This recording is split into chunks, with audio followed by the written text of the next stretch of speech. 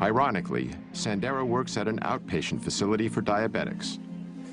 Yet the treatment that was achieving success with her diabetes came from outside the established medical system. The positive results went far beyond Sandera's chronic diseases. Mentally, not having the sluggishness, the fear of the disease progressing, because I feel I'm in control and I have power of taking it back the right way now. So mentally, I feel great. I'm eating the things I should eat. And the one thing that is true that Ann said to me, you really start tasting the real taste of what you're eating. Because I eat a peach and you'll think, I was in heaven with my white peaches. I get to eat. And it feels good to be able to eat, bringing the sugar down, you're losing the weight, your whole everything changes.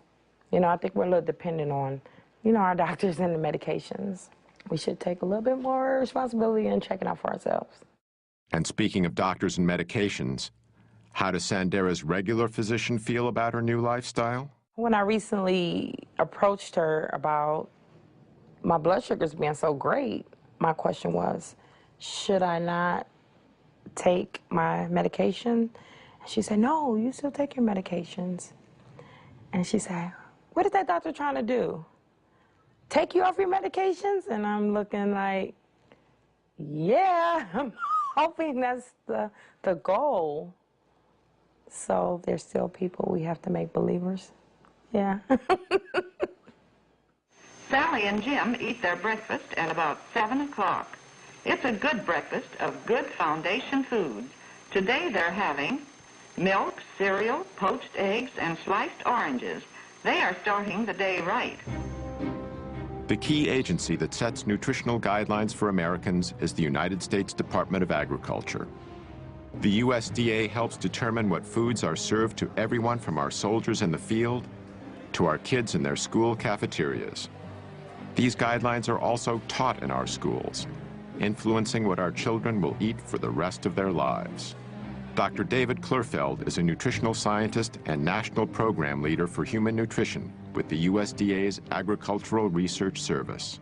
We've made dietary recommendations since the 1890s from USDA, and that was before we knew about vitamins and minerals. Subsequently, we've had different food groups, and we had the basic 4 and 5 and 7 and 12, and it varied as the science changed.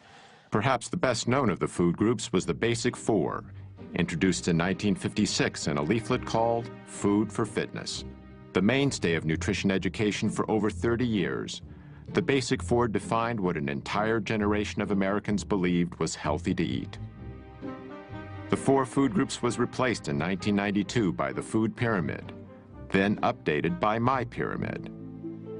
These guidelines recommend 3 servings of dairy products per day, and meat is still a primary source of protein. In following My Pyramid, a 15-year-old girl can eat a daily menu consisting of a bowl of Lucky Charms with low-fat milk and a glass of orange juice from concentrate for breakfast, cheese-flavored crackers for a morning snack, a cheeseburger on a whole grain bun with French fries and a Coke for lunch, chocolate pudding and grapes for an afternoon snack, and chicken nuggets with a biscuit and canned green beans for dinner, with low-fat ice cream for dessert. I see now what's happening with the way that we feed many of our children and our school systems. We shouldn't be surprised that we're seeing childhood obesity at the rates that we're seeing it. Dr. Neil Barnard is a medical researcher and president of the Physicians Committee for Responsible Medicine. Well, the problem is when a kid is pulling his tray down the school lunch line, you see federal policies in action. There are burgers topped with cheese, the milk is heavily subsidized, but the vegetables and fruits, a little bit harder to find. And this is because the government contracts are going to particularly the meat producers and other producers as well. It has nothing to do with the health of the children. It has all to do with the financial health of the big agribusiness entities. What we have with the USDA is it's really a farmers advocacy organization, and okay, let's have one. But that same group cannot advocate for farmers, help subsidize their operations, manage commodity foods, subsidize the price of growing things, and then turn around and say, okay, we're going to tell people what to eat. They're going to tell people what to eat based on their constituents, which are the farmers, not the American public.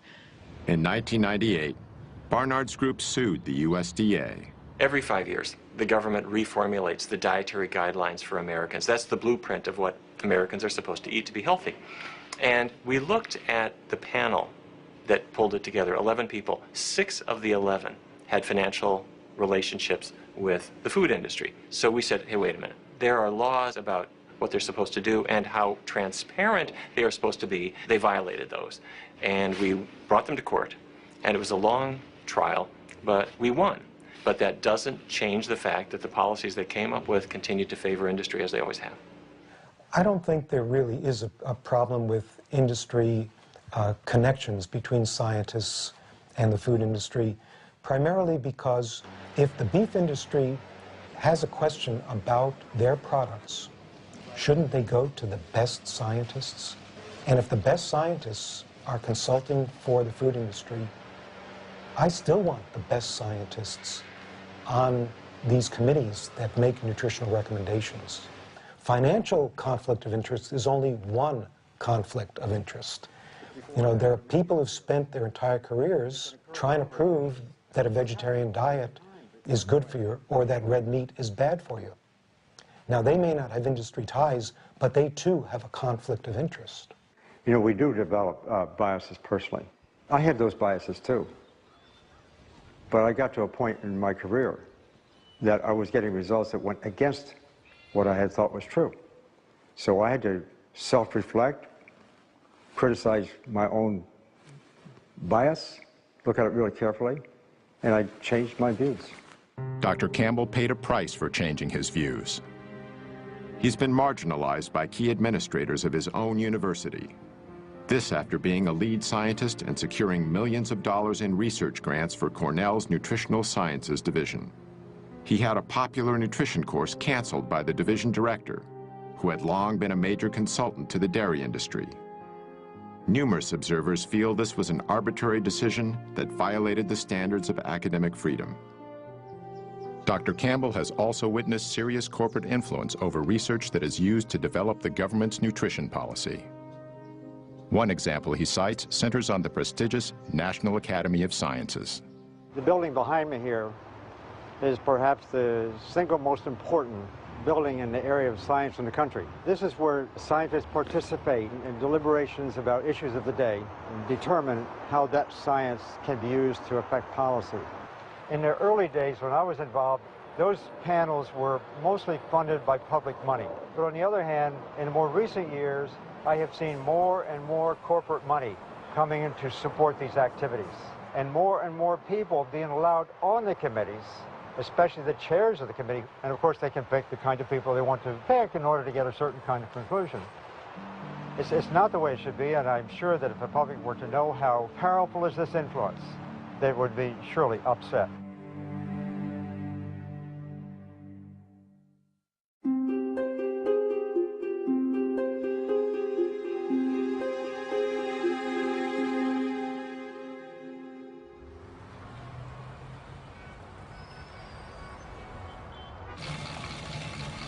I had been a runner for 14 years, in fact, a marathoner. 47 years old, at the top of my game. In 1982, Ruth Heydrich's running career came to a sudden stop when she was diagnosed with breast cancer. After a mastectomy, her doctors recommended chemotherapy and radiation to treat the cancer that had by then spread to her lungs and bones. Ruth decided to visit Dr. John McDougall instead. And I said, Ruth, I've spent my residency collecting information on diet and breast cancer, and it's all in these files right here. Sit in my office and read through it and see what you think.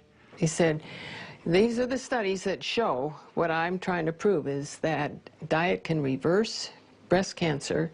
And she read it, and she comes out and she says, okay, I've changed my diet. She changed her diet.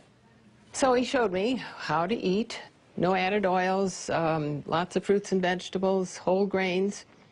Ruth then started training for the Ironman triathlon in Hawaii, which combines running a marathon with long-distance biking and swimming. I became obsessed. Kept up the running, of course, never stopped, and then added swimming, biking, and for good measure, lifted weights. And people were saying, you're crazy. You're a cancer patient. You should be resting. Doctors told me this. I felt so good. I felt fit, and I wanted to maintain that level of fitness. And I felt sure that if I had a healthy body and I was putting the right food into it, that I could beat this cancer. At the Ironman Triathlon, Ruth won a gold medal in her age group. Stuck with the diet, found out my arthritis disappeared, my constipation disappeared, my dandruff disappeared. No sign of depression, which you might expect with a cancer diagnosis. I felt renewed, invigorated, and out to show that diet is so much more important than anybody ever thought. Other women get over breast cancer, colon cancer, prostate cancer. There are people who have had metastatic prostate cancer all over the body who have gone through what we call spontaneous remission. In other words, they've been cured. And it's not the end of the world when you get this diagnosis. Some people get over it. Ruth did. So I'm still racing, still daily training. Now, how many people in their 70s are doing triathlons? Not very many. So that gives hope for all of us as we age, that not only will you stay healthy and beat the degenerative diseases that most people get, but you can start collecting medals.